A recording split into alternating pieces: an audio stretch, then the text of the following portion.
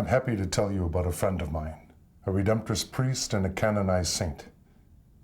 He came from peasant roots, yet associated with the elite of his time. He dodged the secret police of several European regimes and endured exile for his values. Let me introduce you to my friend and confrere, St. Clement Hofbauer.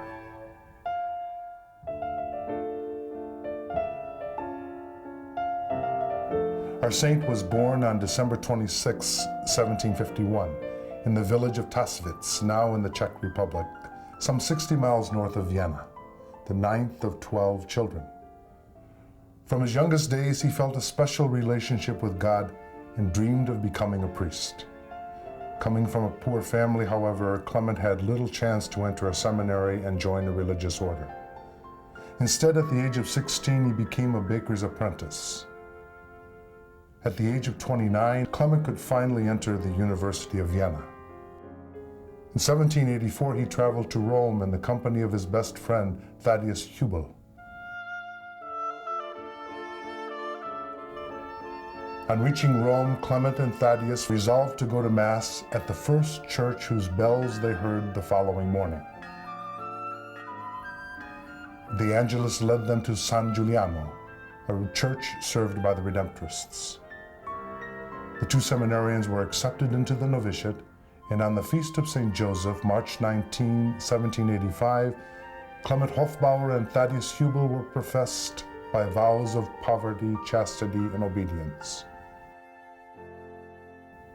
Now, a few months after their ordination, Clement and Thaddeus were summoned by the Superior General and told to return to their homeland across the Alps in order to establish the Redemptorist congregation in Northern Europe.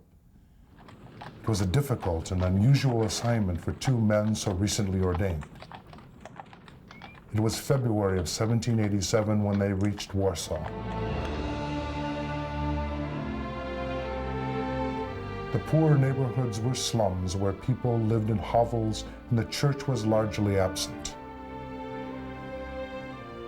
For the next 20 years, Clement and his small band of Redemptorist priests and brothers shared in the suffering of the people of Poland, enduring with them 3 partitions of the country and an almost constant state of war. Clement quickly responded to one of the most urgent needs of Warsaw and opened an orphanage for homeless boys who roamed the streets of that city. To keep the boys fed and clothed, he had to beg constantly. Once he went begging to a local pub. When Clement asked for a donation, one of the patrons scornfully spat beer into his face. Wiping off the beer, he responded, "That was for me. Now what do you have for my boys?" The men in the bar were so astounded by the Christ-like response that they gave him more than 100 silver coins. Clement and his companions were given pastoral charge of St. Benno's church and told to work for the German-speaking people of Warsaw. But soon they learned Polish in order to expand their apostolate to the people who lived in the neighborhood. When they first opened their church, they preached to empty pews. But in time, St. Benno's became a thriving center of the Catholic Church in Warsaw. Reception of Holy Communion jumped from 2,000 in 1787 to over 100,000 by the year 1800. Political pressure and religious prejudice finally put an end to the Redemptorist mission in Warsaw. The decree of expulsion was signed on June 9, 1808. 11 days later, the Church of St. Benno's was closed, and the 40 Redemptorists serving there were taken off to prison. They lived there for 4 weeks, and then were ordered to return to their own countries. In September 1808, after being exiled from Poland, Clement reached Vienna. In the first decades of the 19th century, Vienna was a major European cultural center. Clement enjoyed spending time with students and intellectuals who came to his quarters to talk, share a meal, or get advice. As a result of his friendship, many artists and intellectuals were received into the church. In Vienna, Hofbauer again found himself under attack. First, he was prohibited from preaching. Then he was threatened with exile because he had been communicating with his superior general in Rome. The emperor, however, learned of the real good that Clement was accomplishing and refused to sign the expulsion order. Instead, the emperor authorized him to open a community of Redemptorists in Vienna. Quickly, the plans were made. A church was selected and refurbished to become the first Redemptorist foundation in Austria. It was to be started without Clement, however. He took sick in early March 1820 and died on March 15th of that year.